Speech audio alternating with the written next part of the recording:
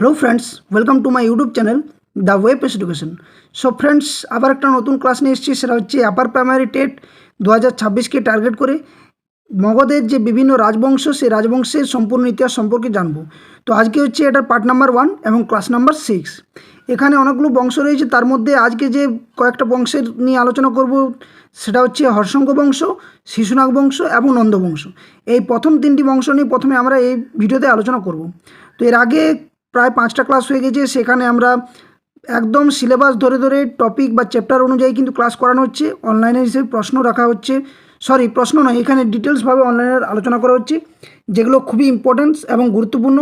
এবং এই প্রশ্নগুলো শুধু যে আপার প্রাইমারি থাম্বনেল দেখে যারা দেখছো সেটা নয়, এটা আপার প্রাইমারির সাথে সাথে গ্রুপ সি, গ্রুপ ডি বা ডাব্লিউবিপি, কেপি বা SSC, GD, CGL, CHSL, WBPSC যে সমস্ত এক্সামগুলো কন্ডাক্ট হয়ে থাকে, সমস্ত এক্সামের জন্য কিন্তু এই ক্লাসগুলো খুবই গুরুত্বপূর্ণ। তো অবশ্যই ক্লাসগুলো প্রথম থেকে দেখো। সেখানে সিন্ধু সভ্যতা বা হরপ্পা সভ্যতা থেকে আলোচনা হয়েছে, ষোড়শ মহাজন পদ থেকে আলোচনা হয়েছে, বুদ্ধদেবের যে ডিটেলস সেটা আলোচনা করা হয়েছে, অর্থাৎ বৌদ্ধ ধর্ম থেকে, তারপর জৈন ধর্ম, মহাবীর নিয়ে ডিটেলস আলোচনা হয়েছে। তো আজকে হচ্ছে মগধের যে বিভিন্ন রাজবংশ তার ইতিহাস। তো প্রথম যে 3টা বংশ নিয়ে তার ডিটেলস একদম আলোচনা করব। তো অবশ্যই ক্লাসটা ভালো করে মন দিয়ে দেখো, এবং প্রত্যেকটা ক্লাসের পিডিএফ কিন্তু তোমরা দ্য ওয়ে পেস এডুকেশন যে টেলিগ্রাম চ্যানেল রয়েছে সেখানে ফ্রি অফ কস্ট পেয়ে যাবে। আর ভিডিও ডেসক্রিপশানের লিঙ্কে কিন্তু আমি অবশ্যই টেলিগ্রাম চ্যানেল লিঙ্ক এবং অফিসিয়াল যে ফেসবুক পেজ সেটার লিঙ্ক কিন্তু প্রোভাইড করে দেবো। প্লেলিস্টের লিঙ্ক যদি পেতে চাও তো অবশ্যই আমি ডেসক্রিপশানে দিয়ে দেবো, ওখান থেকেও পেয়ে যাবে, অথবা ইউটিউব চ্যানেলের প্লেলিস্টে গিয়ে ভিজিট করলেও পাবে। আর যারা ভিডিওটা নতুন দেখছো অবশ্যই ভিডিওটি দেখার সাথে সাথে চ্যানেলটি সাবস্ক্রাইব করো এবং পাশে থাকা বেল নোটিফিকেশন অবশ্যই অন করবে, এবং ভিডিওটি শেষ পর্যন্ত দেখো, লাইক বন্ধুর সাথে শেয়ার অবশ্যই করো। তো চলো আজকে যে প্রথম ক্লাস সেটা আলোচনা করা যাক। মগধের রাজবংশের ফার্স্ট যে পার্টটা সেটা হচ্ছে পার্ট 1, অর্থাৎ এটা যেহেতু অনেক বড় চ্যাপ্টার, যেখানে মগধের বিভিন্ন রাজবংশ রয়েছে, হর্ষঙ্ক বংশ রয়েছে, নন্দ বংশ রয়েছে, শিশুনাগ বংশ রয়েছে, তারপরে আছে মৌর্য বংশ রয়েছে, কুষাণ বংশ, সাতবাহন বংশ, এই সমস্ত একের পর এক কিন্তু যে বংশগুলো সেগুলো সম্পর্কে ডিটেলস আলোচনা করব। তো দেখো, প্রথমত বলা হয় যে মগধ হচ্ছে যে ষোড়শ মহাজন পদ ছিল তার মধ্যে একটা গুরুত্বপূর্ণ মহাজন পদ, সেটা হচ্ছে মগধ। আর ষোড়শ মহাজন পদ নিয়ে আমি ক্লাস দিয়েছি, অবশ্যই ক্লাসের ডিটেলস তোমরা পেয়ে যাবে। ক্লাসটা প্লেলিস্টে দেখো, সেখানে হিস্ট্রি এসএসটি বলে যে ক্লাস রয়েছে সে প্লেলিস্টে কিন্তু পেয়ে যাবে। তো আজকে পার্ট 1-এ কী রয়েছে, যে প্রথমত মগধের উত্থান। কিভাবে মগধের উত্থান? না, খ্রিস্টপূর্ব 6ষ্ঠ শতকে মগধ রাজ্য ছিল বিহারের পাটনা ও গয়া জেলা নিয়ে গঠিত। এটা কিন্তু প্রশ্নটা ডাব্লিউপিতেও এসছে, এটা কিন্তু মার্ক করে তোমরা রাখো। তো মগধ কোন কোন জেলা নিয়ে গঠিত বর্তমানে? না, বিহারের পাটনা এবং গয়া জেলা নিয়ে। 16টি মহাজন পদের মধ্যে শেষ পর্যন্ত প্রধান হয়ে ওঠে এই 4টি মহাজন পদ, যার মধ্যে একটা হচ্ছে কৌশল, মগধ, বৎস, এটা বৎস হবে, এবং অবন্তী। তো এই 4টির মধ্যে শেষ পর্যন্ত কিন্তু মগধ সকল প্রতিদ্বন্দ্বীকে পরাস্ত করে একটি অখণ্ড রাজ্য কিন্তু স্থাপন করে। অর্থাৎ আমরা যে ষোড়শ মহাজন পদ ক্লাসটা করেছি সেখানে কিন্তু যে রাজবংশগুলো ছিল বা যে রাজ্যগুলো ছিল সেখানের মধ্যে কৌশল, মগধ, বৎস এবং অবন্তী, এই 4টি রাজ্য স্থান পায়, এবং শেষ পর্যন্ত এই মগধটি কিন্তু সকল প্রতিদ্বন্দ্বীকে পরাস্ত করে একটা অখণ্ড রাজ্যে কিন্তু স্থাপন করে। মগধে বংশানুক্রমিক রাজবংশ ছিল না, এটা কিন্তু মাথায় রাখবে। মগধে কোনোভাবেই বংশানুক্রমিক রাজবংশ ছিল না। তাহলে কীভাবে ছিল? না, মগধে উত্থানের ক্ষেত্রে উল্লেখযোগ্য রাজবংশ রাজারা হলেন কে কে? হর্ষঙ্ক বংশের বিম্বিসার, অজাতশত্রু, শিশুনাগ বংশের শিশুনাগ, কালাশোক, নন্দ বংশের মহাপদ্মনন্দ, আরও রয়েছে একের পর এক। তো মগধের উত্থানের ক্ষেত্রে কয়েকজন উল্লেখযোগ্য মন্ত্রী বা কূটনীতিবিদ ছিলেন এর মধ্যে, যার মধ্যে অজাতশত্রুর বিখ্যাত মন্ত্রী বাসসাকার, চন্দ্রগুপ্ত মৌর্যের মন্ত্রী কৌটিল্য, অশোকের মন্ত্রী রাধাগুপ্ত, এগুলোও কিন্তু প্রশ্ন আসে যে কৌটিল্য কোন রাজার আমলে মন্ত্রী ছিলেন? না, চন্দ্রগুপ্ত মৌর্যের সময়। কোন বংশ? মৌর্য বংশ। এরপর নেক্সট আসছে গঙ্গা, সোন, চম্পা নদী, চম্পা এবং নন্দী, এই যে নদীগুলো, এগুলো কি মগধকে 3 দিক দিয়ে ঘিরেছিল? এটা কিন্তু ভুল, এটা নন্দী নেই, নদী হবে, এটা কী হবে? নদী হবে। তো এই যে গঙ্গা, সোন এবং চম্পা, এই নদীগুলো কী ছিল? না, মগধকে 3 দিক দিয়ে ঘিরেছিল। তার জন্য কি মগধ একটা সুরক্ষিত একটা রাজ্যে পরিণত হয়েছিল। মগধের রাজধানী ছিল কোথায়? রাজগৃহ। চারদিকে 5টি পাহাড় দ্বারা কিন্তু এটা সুরক্ষিত ছিল। মগধের তাহলে যদি বলে রাজধানী কোথায়? না, রাজগৃহ। নেক্সট এরপর কী আছে দেখো, নেক্সট তারপর আসছে মগধে ছিল মিশ্র সংস্কৃতি এবং মিশ্র আদর্শের প্রবণতা। তাহলে মগধে ছিল কি? মিশ্র সংস্কৃতি এবং মিশ্র আদর্শের প্রবণতা। এরপর আমরা জানবো এক নজরে যে মগধের যে বিভিন্ন রাজবংশগুলো। তো প্রথমত যে 3টা রাজবংশ সম্পর্কে তো আমরা আলোচনা করব। তো তার আগে প্রত্যেকটা রাজবংশ সম্পর্কে একটু আলোচনা করা যাক। তো দেখো, হর্ষঙ্ক বংশ। হর্ষঙ্ক বংশের রাজধানী ছিল প্রথমে রাজগৃহ, পরে হয় পাটলিপুত্র। প্রতিষ্ঠাতা বিম্বিসার। তাহলে হর্ষঙ্ক বংশের প্রতিষ্ঠাতা কি? বিম্বিসার। এখান থেকে প্রশ্ন আসে যে রাজধানী, প্রতিষ্ঠাতা, সর্বশ্রেষ্ঠ সম্রাট এবং সর্বশেষ সম্রাট। আর সর্বশ্রেষ্ঠ সম্রাট হর্ষঙ্ক বংশের বিম্বিসারই ছিলেন। সর্বশেষ সম্রাট হর্ষঙ্ক বংশের কী ছিলেন? নাগদাস বা নাগদর্শক অনেক সময় আসে। নেক্সট 2 নম্বর হচ্ছে শিশুনাগ বংশ আসে তারপর। তো শিশুনাগ বংশের রাজধানী ছিল বৈশালী, প্রতিষ্ঠাতা ছিলেন শিশুনাগ এবং সর্বশ্রেষ্ঠ সম্রাটও ছিলেন শিশুনাগ। সর্বশেষ সম্রাট কে ছিলেন? মহানন্দিন। এটা কিন্তু অনেক সময় প্রশ্ন আসে যে শিশুনাগ বংশের সর্বশেষ সম্রাট কে ছিলেন? মহানন্দিন। নেক্সট তারপর আসছে নন্দবংশ। নন্দবংশের রাজধানী কোথায়? পাটলিপুত্র। প্রতিষ্ঠাতা কে? মহাপদ্মনন্দ। সর্বশ্রেষ্ঠ সম্রাটও কিন্তু এখানে মহাপদ্মনন্দ এবং সর্বশেষ সম্রাট ধননন্দ। ধননন্দ থেকে কিন্তু অনেক ইতিহাস রয়েছে, এটা আমরা জানবো। আলেকজান্ডার ধননন্দের সময় আক্রমণ করেছিল ভারতে।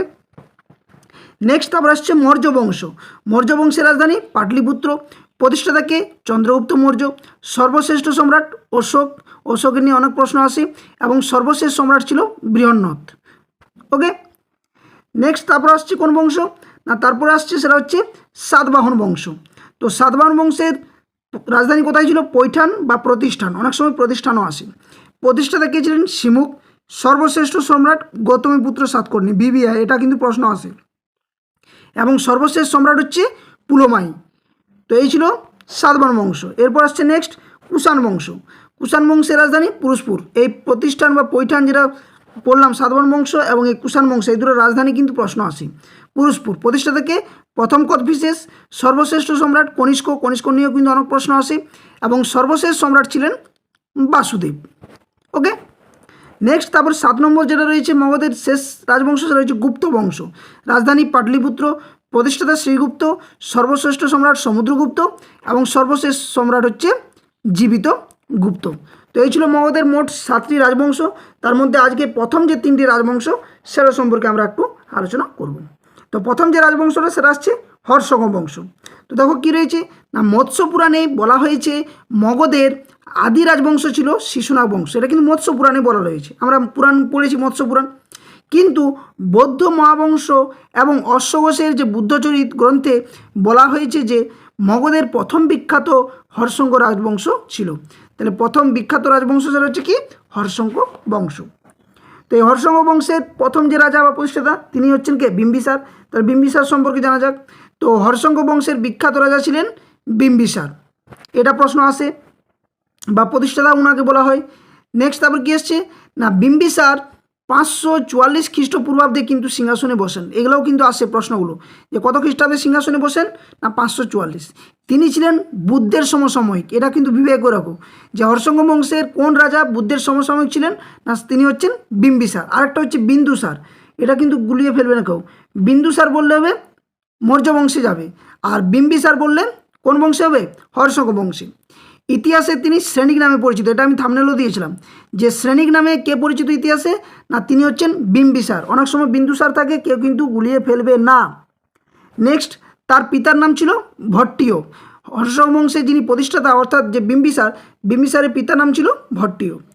15 বছর বয়সে পিতার মৃত্যুর পর তিনি সিংহাসনে বসেন। অর্থাৎ বিম্বিসার কত বছর বয়সে সিংহাসনে বসেন? 15 বছর বয়সে। তিনি একমাত্র অঙ্গরাজ্যের রাজা ব্রহ্মদত্তকে 16 বছর ধরে এক যুদ্ধে পরাস্ত করা ছাড়া আর কোনো কারো সাথে কিন্তু যুদ্ধ করেননি। কে? বিম্বিসার। শুধুমাত্র একজনের সাথেই করেছিলেন, সেটা হচ্ছে অঙ্গরাজ্যের রাজা ব্রহ্মদত্তর সাথে। কত বছর? না 16 বছর। অঙ্গরাজ্যের আক্রমণের দ্বারা বিম্বিসার যে রাজ্য বিস্তার শুরু করেছিলেন, অশোকের কলিঙ্গ বিজয়ে তার কিন্তু পরিসমাপ্তি ঘটে। অর্থাৎ যে রাজ্য বিস্তার শুরু করেছিল বিম্বিসার, সেটা গিয়ে শেষ হয় কোথায়? কলিঙ্গ বিজয়ের পর অশোকের। নেক্সট তক্ষশিলার রাজা পুষ্যতির কাছে তিনি দূত পাঠিয়েছিলেন। অবন্তীরাজ প্রদ্যোতের চিকিৎসার জন্য তিনি তার বৈদ্য জীবককে পাঠান। প্রশ্ন আসে যে জীবক কোন রাজার আমলে ছিলেন? না তিনি হচ্ছেন বিম্বিসারের। কোন বংশে? হর্ষঙ্ক বংশে। এটাও কিন্তু প্রশ্ন আসে, এটাও কিন্তু একটা বিবিআই প্রশ্ন। ওকে, নেক্সট তারপর দেখো কী রয়েছে না, বিম্বিসার তার কাজের সুবিধার জন্য 3টি দপ্তর শুরু করেন। এই 3টি বিভাগ বা দপ্তর হচ্ছে বিচার বিভাগ, যেটা বলা হয় ডহরিক, শাসন বিভাগ, যাকে বলা হতো সবার্থক, আরেকটা কি সমর বিভাগ, যেটা বলতো সেনানায়ক।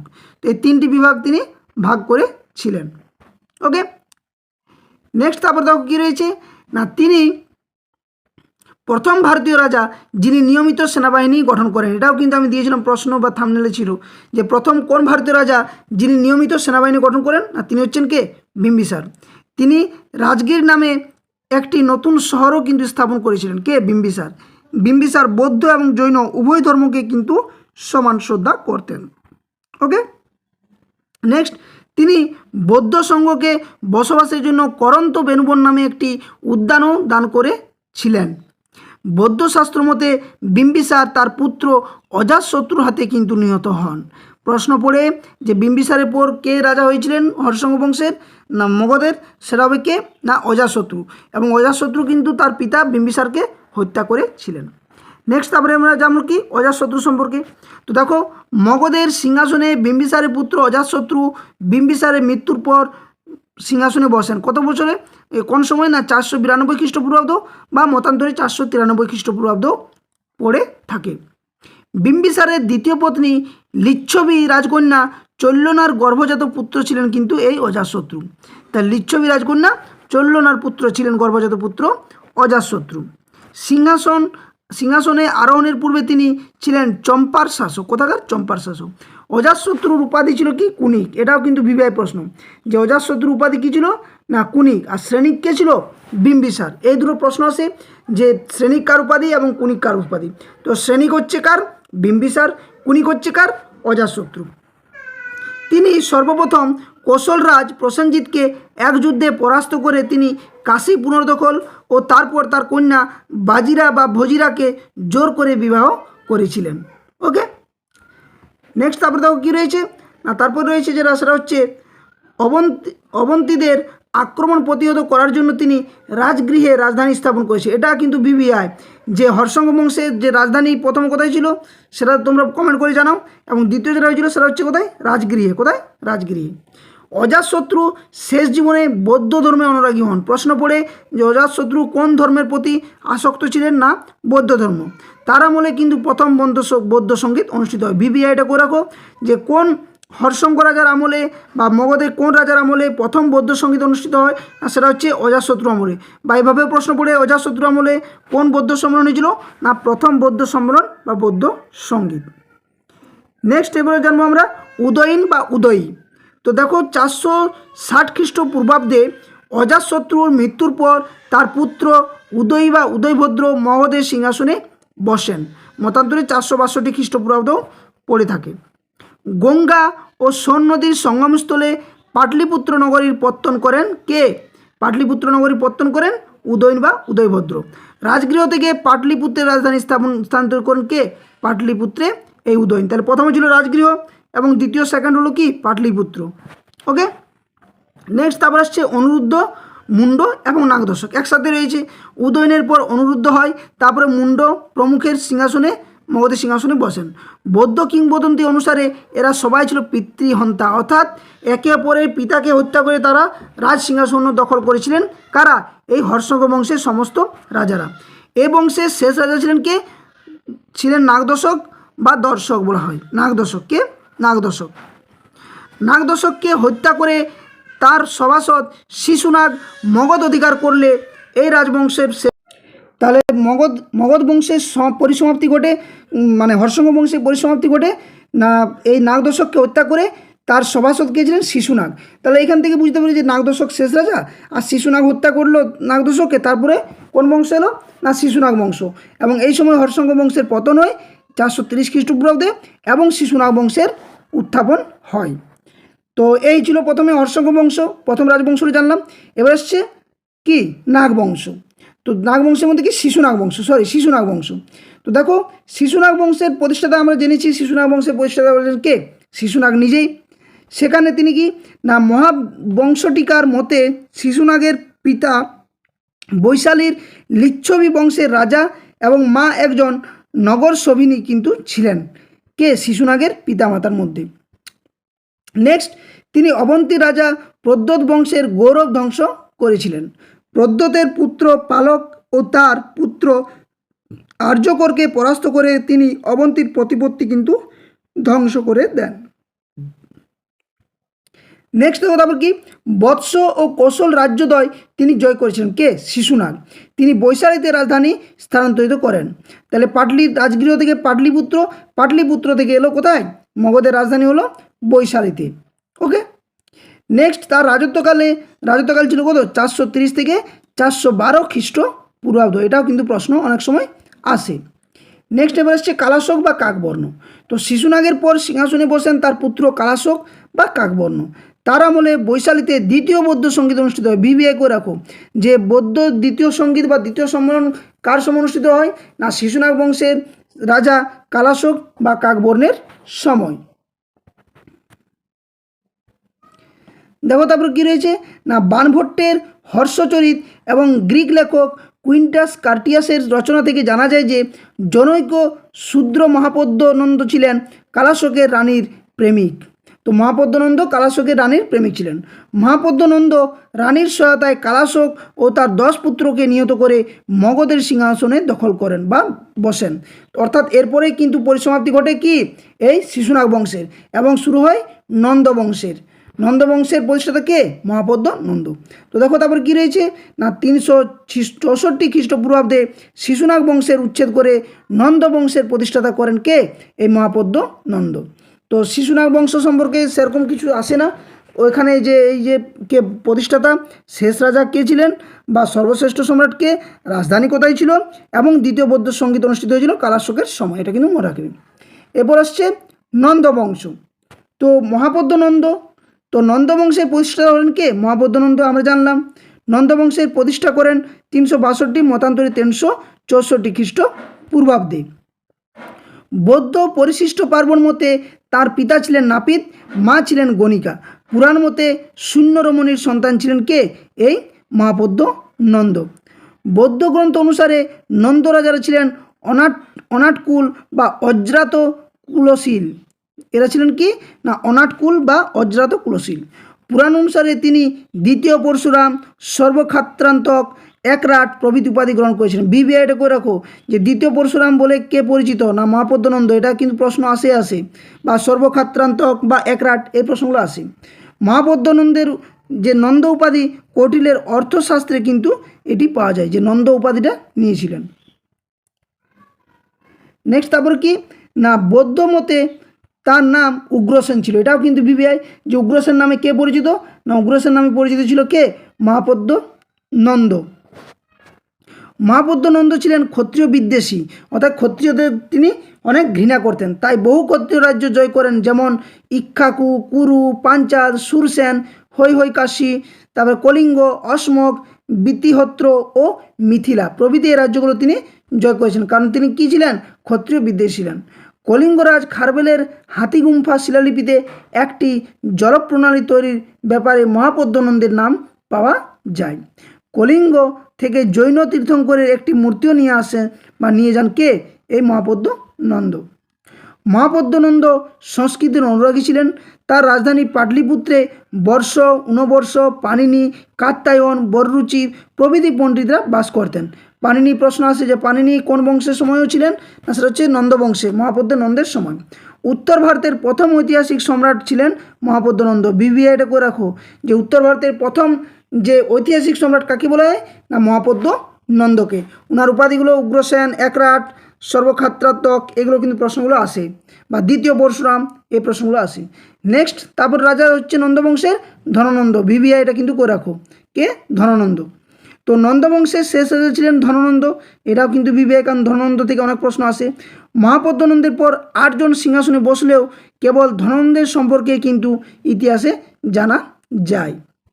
ধননন্দের রাজত্বকালে গ্রিক বীর আলেকজান্ডার ভারতবর্ষ আক্রমণ করেন 327 খ্রিস্টপূর্বাব্দে। বিবিআইটা করে রাখো যে গ্রিক বীর আলেকজান্ডার মগধের কোন রাজবংশের সময় বা কোন রাজার সময় আক্রমণ করেছিলেন বা কত সালে করেছিলেন? না 327 খ্রিস্টপূর্বাব্দে ধননন্দের রাজত্বকালে। গ্রিক পণ্ডিতরা তাকে আগ্রামেদ বলতেন। কাকে? এই ধননন্দকে কী বলতেন? আগ্রামেদ। ওকে, নেক্সট তারপর কী রয়েছে না, আগ্রামেদ কথাটি এসছে উগ্র সৈন্য নামটির গ্রিক রূপ থেকে। আগ্রামেদ কথাটির অর্থ হচ্ছে উগ্র সৈন্য, অনেক সময় উগ্র সৈন্য পড়ে। ধননন্দের সেনাবাহিনীতে ছিল 20,000 অশ্বারোহী, 2 লক্ষ পদাতিক, 2,000 রথ এবং 3,000 রণহস্তি। এই বিশাল সেনাবাহিনী দেখে গ্রিক বীর আলেকজান্ডারও কিন্তু ভয় পেয়েছিলেন। এটা কিন্তু মনে রাখবি। ক্ষত্রিয় রাজা চন্দ্রগুপ্ত এবং ব্রাহ্মণ মন্ত্রী কৌটিল্য বা চাণক্য ধননন্দকে পরাজিত করে মৌর্য বংশ প্রতিষ্ঠা করেন। তো এই যে কৌটিল্য, তিনি রাজসভায় ছিলেন, কে ধননন্দের সময়ও ছিলেন, কিন্তু রাজা চন্দ্রগুপ্ত এবং ব্রাহ্মণ মন্ত্রী কৌটিল্য বা চাণক্য যাকে বলা হয়, তিনি কিন্তু কী করেছিলেন, ধননন্দকে পরাজিত করে মৌর্য বংশের প্রতিষ্ঠা করেছিলেন। তো মৌর্য বংশ সম্পর্কে তো পরের ক্লাসে জানবো। তো এখানে দেখো আরও কিছু ডিটেলস রয়েছে।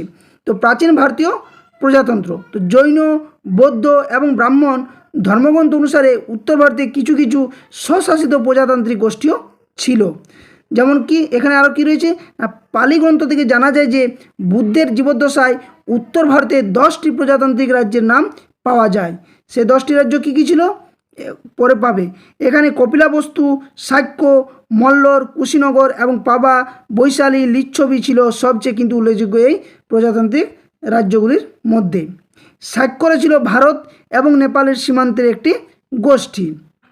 রাজা বিরুদ্ধক এই গণরাজ্য বা প্রজাতান্ত্রিক রাজ্য আক্রমণ করে কোশল সাম্রাজ্যের অন্তর্ভুক্ত করেছিলেন। নেক্সট তারপর কী রয়েছে, তারপর যেটা রয়েছে সেটা হচ্ছে না, মল্লরা দুটি ভাগে বিভক্ত ছিল। প্রথমটি ছিল পাবা এবং দ্বিতীয়টি ছিল কুশীনগর। এটাও কিন্তু প্রশ্ন আসে। এবং পাবা কুশীনগর কী জন্য বিখ্যাত, না এখানে জড়িত আছে কাদের নাম বলো তো, গৌতম বুদ্ধ এবং মহাবীর জৈনের নিয়ে। তো অবশ্যই ওই চ্যাপ্টারগুলো দেখলেই কিন্তু এটা গুরুত্বটা বুঝতে পারো। কী জন্য সেটা যারা দেখেছো অবশ্যই কমেন্ট করে জানাও। তো এই অজাতশত্রু মল্ল রাজ্য জয় করে মগধের অন্তর্ভুক্ত করেন। এরপর হচ্ছে গুরুত্বপূর্ণ যে প্রজাতান্ত্রিক যে 10টি রাজ্য সেগুলো। তো কপিলাবস্তুর শাক্য, বৈশালীর লিচ্ছবি, মল্লর পাবা, মল্লর কুশীনগর, রামগ্রামের কলিয়া, মাসার ভাঙ্গ, পিপ্পিলি বনের মৌর্য, কেশপুত্তুর কালামা, মিথিলার বিদেহ এবং কুন্দল গ্রামের ন্যায়। এগুলো ছিল কি এই 10টি প্রজাতান্ত্রিক গুরুত্বপূর্ণ রাজ্য। তো এই ছিল আজকে তোমাদের যে ক্লাস। সেখানে আমরা 3টা রাজবংশ সম্পর্কে জানলাম মগধের। একটা হচ্ছে হর্ষঙ্ক, তারপরে জানলাম নাগবংশ অর্থাৎ শিশুনাগ বংশ, এবং তারপরে নন্দবংশ। এরপর মৌর্য বংশ রয়েছে, সাতবাহন রয়েছে, কুষাণ বংশ। এগুলো থেকে আরও যে 4টা বংশ রয়েছে তার ডিটেলস আমরা এক এক করে আলোচনা করব। তো এটা হচ্ছে পার্ট 1। নেক্সট ভিডিওটা পাওয়ার জন্য অবশ্যই চ্যানেলটি সাবস্ক্রাইব করো এবং পাশে থাকা যে বেল নোটিফিকেশন অবশ্যই অন করে রাখো, যাতে এই ধরনের সমস্ত গুরুত্বপূর্ণ আপডেট যে ক্লাসগুলো করাচ্ছি তার আপডেট কিন্তু নোটিফিকেশন আকারে সকলেই পাবে। আর অবশ্যই ভিডিওটা দেখার সাথে সাথে একটা লাইক অবশ্যই করবে নিজের প্রেজেন্ট হিসেবে, এবং সাবস্ক্রাইব করতে কেউ কিন্তু ভুলবে না। আর কমেন্ট বক্সে কমেন্ট করে জানাও যে ক্লাসগুলো কেমন লাগছে। আর প্রত্যেকটা ক্লাস কিন্তু করানো হয়েছে এখানে। এসএসটি হিস্ট্রি করছি, জিওগ্রাফি এরপর করবো, সিডিপি চাইল্ড ডেভেলপমেন্ট প্যাডাগজি চলছে ক্লাস, বেঙ্গলি ল্যাঙ্গুয়েজের প্যাডাগজি ক্লাস চলছে, তারপরে সিটেট, ইউপিটেট যে সমস্ত টেট এক্সামে প্যাডাগজিক্যাল প্রশ্ন আসে সেগুলোও কিন্তু প্রিভিয়াস ইয়ার ডিসকাস করা হচ্ছে। সাথে সাথে আরও একটা নতুন প্লেলিস্ট করেছি প্রশ্ন উত্তর আকারে শুধুমাত্র এমসিকিউ, যেখানে মিক্সড জিকে প্রত্যেক দিন 40টা করে কিন্তু মিক্সড জিকে ক্লাস হচ্ছে প্রশ্ন নিয়ে। অবশ্যই কিন্তু প্রত্যেকটা ক্লাস দেখবে। আর চ্যানেলে যদি প্লেলিস্টে ভিজিট করো, অবশ্যই যারা দেখছো চ্যানেলে প্লেলিস্টে ভিজিট করো, প্রত্যেকটা ক্লাস পাবে। সাথে সাথে কিছু ক্লাসের প্লেলিস্ট আমি অবশ্যই ডেসক্রিপশানে দিয়ে দেবো। তারপরে যে আমাদের অফিসিয়াল টেলিগ্রাম চ্যানেল রয়েছে সেটার লিঙ্ক আমি প্রোভাইড করে দেবো ডেসক্রিপশন বক্সে। অফিসিয়াল ফেসবুক পেজের লিঙ্ক প্রোভাইড করে দেবো। অবশ্যই টেলিগ্রাম চ্যানেল যুক্ত হবে, ফেসবুক পেজটা ফলো করে রাখবে। আর একটা কথা বলে রাখি, প্রত্যেকটা ক্লাসের পিডিএফ সম্পূর্ণ ফ্রি অফ কস্ট তোমরা টেলিগ্রাম চ্যানেলে পেয়ে যাবে। তাই ওখানে যুক্ত হয়ে যাও। 4 দিন 5 দিন পর ক্লাস যেমন হবে 7টা 8টা আপডেট হওয়ার পরে আমি কিন্তু পিডিএফ প্রোভাইড করে দেবো। তো অবশ্যই ভিডিওটি লাইক শেয়ার করবে এবং চ্যানেল নতুন থাকলে সাবস্ক্রাইব করবে। ধন্যবাদ। জয় হিন্দ।